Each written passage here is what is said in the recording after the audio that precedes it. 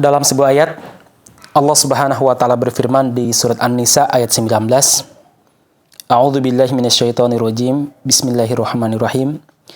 Wa 'ashiruhunna bil ma'ruf fa in karihtumuhunna fa 'asa an takrahu syai'an wa yaj'alallahu fihi khairan katsira. Dan pergaulilah istri-istri kalian dengan baik. Kalau kalian benci kepada sebagian sikap mereka atau kepada mereka, boleh jadi kalian membenci sesuatu padahal Allah Subhanahu wa taala menjadikan sesuatu tersebut atau di dalamnya kebaikan yang begitu banyak. Saudara-saudara sekalian, salah satu potret kehidupan rumah tangga Nabi Muhammad SAW adalah beliau sangat baik memperlakukan istri-istri beliau. Setidaknya tergambar dalam 3 sikap. Yang pertama, beliau adalah orang yang sangat menjaga perasaan istri-istri beliau. Sebagai sebuah contoh, beliau sangat paham kapan istri beliau marah, kapan mereka senang, kapan dia bahagia, dan kapan tersinggung. Salah satunya dalam sebuah dialog antara Rasulullah SAW dengan Ibunda Aisyah radhiyallahu anha, diriwayatkan oleh Imam Muslim. Rasulullah SAW pernah bersabda, "Inni la'alamu idza kunti anni radiyah wa idza kunti alayya ghadabin." Saya tahu kapan kamu senang sama saya dan kapan kamu marah sama saya. Aisyah bertanya, kapan ya Rasulullah SAW? Bagaimana? Rasul pun mengatakan, kalau kamu lagi senang sama saya, kamu biasanya akan mengucapkan la wa rabbi Muhammad, tidak demi Tuhannya Muhammad. Tetapi kalau seandainya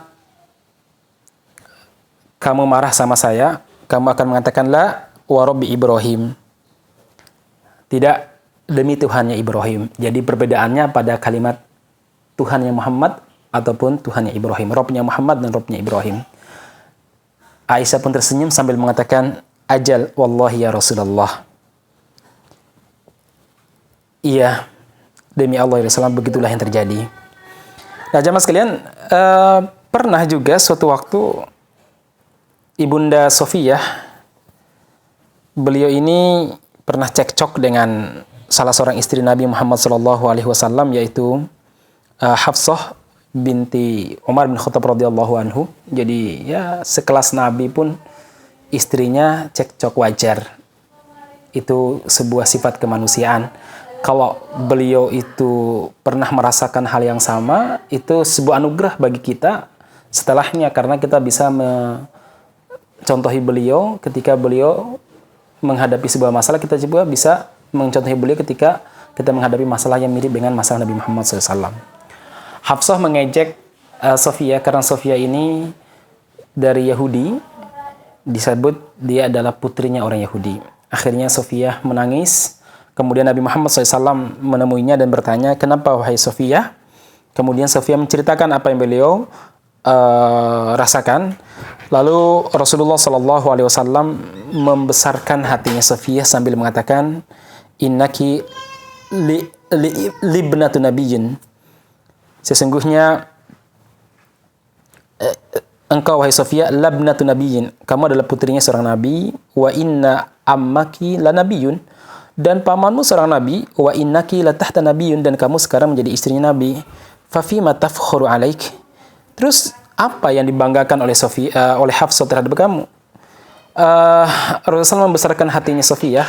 Sofiyah itu putri Nabi, maksudnya adalah yaitu Harun bin Imran. Sementara pamanmu adalah Nabi, maksudnya Musa alaihissalam.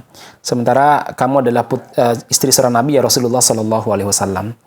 Jadi Rasulullah ini senantiasa menjaga perasaan istri beliau dalam kondisi apapun. Yang kedua, Rasulullah senantiasa mensupport mereka dalam kondisi apapun, apalagi saat-saat down. Perlu disupport. Dan itulah seorang perempuan sering berubah, cepat sekali perubahan rasa. Makanya jamaah sekalian, pernah suatu waktu Aisyah radhiyallahu anha saat melaksanakan ibadah haji bersama dengan Nabi Muhammad SAW, beliau didapati oleh Nabi sedang menangis, dan Rasul pun bertanya, wahai Aisyah, kenapa engkau menangis? Aisyah mengatakan, ya Rasulullah, sesungguhnya saya haid. Kemudian Rasulullah mengatakan, "Ya Aisyah, sabar. Itu merupakan ketentuan Allah Subhanahu wa taala bagi setiap hamba-hambanya yang perempuan ataupun hamba wanitanya. Silakanlah kamu melaksanakan apapun yang dilaksanakan oleh orang haji kecuali tawaf." Nah, jemaah sekalian, itu membuat Aisyah ini semangat. Lalu Nabi mengatakan, nanti qadha lah apa yang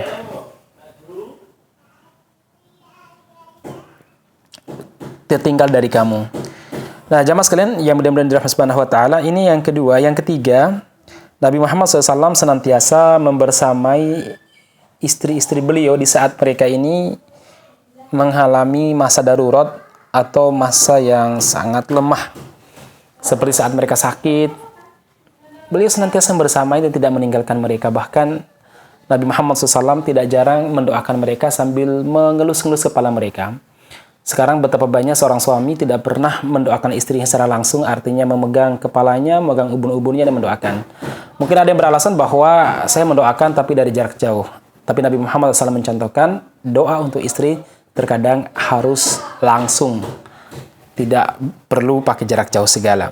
Pernah jamaah sekalian, Aisyah radhiyallahu anha cerita, Nabi Muhammad SAW ketika mengunjungi istri-istrinya yang sakit, beliau meletakkan telapak tangan kanannya di ubun-ubun istrinya, lalu mendoakan. Salah satu doa yang beliau sering ucapkan adalah apa?